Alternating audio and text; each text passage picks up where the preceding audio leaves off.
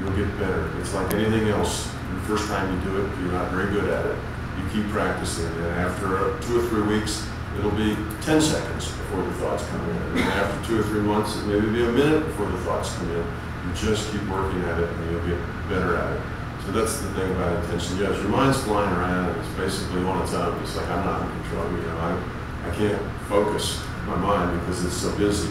It just takes practice. You will be able to get there. It's not impossible, but it is hard, and it takes time. The other part of your question. Also deepening intention, because it's not so much my mind goes. It's that it's the difference between being passive and receptive, and having these things coming in and having experiences and not quite knowing how to interpret them, but also remaining focused and deepening intention, and then food and how food and diet and things. Yeah, the intention thing is just practice. You'll get better at it. Okay. See, as long as your mind's flying around, it's hard for you to focus. It's harder for you to have an intention. You see, I said, get this intention and hold it. Okay. Well, if your mind's zinging, holding it only lasts for a second. It doesn't. Holding it had to last for, how long did that take us to do those things? An hour and a half? You had to hold an intention a long time. So that's why to be effective, you have to get your mind settled and lower the noise and up the signal. As far as foods go, yes, there are lots of foods that affect your consciousness, but they affect it on a kind of an immediate and a local scale. It's not that they're going to do something to your fundamental consciousness. Food's physical, consciousness is not. One's not going to affect the other that way. But as far as affecting your ability to use your consciousness, indeed, food makes a lot of difference. Okay.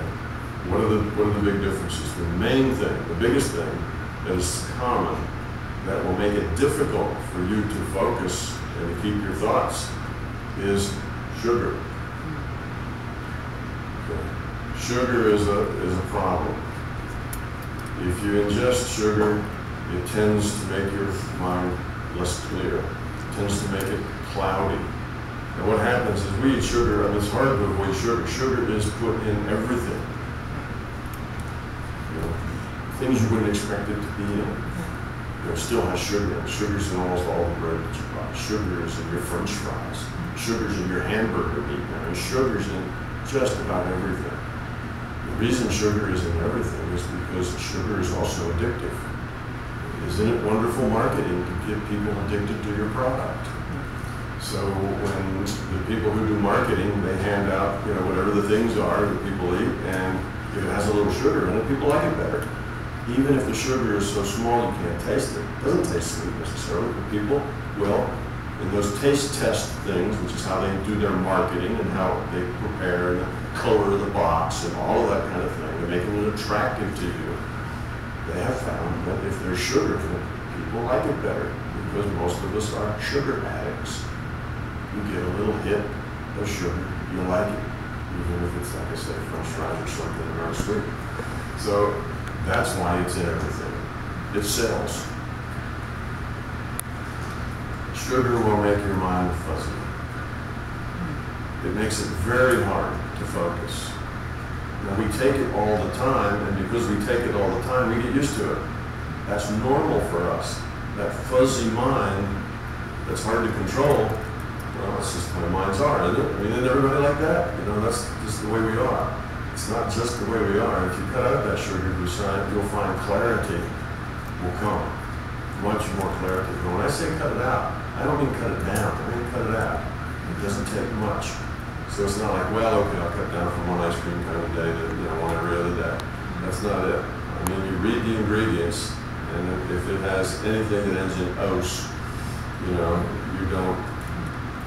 do it. You don't do honey, and you don't do molasses, and you don't do sugar.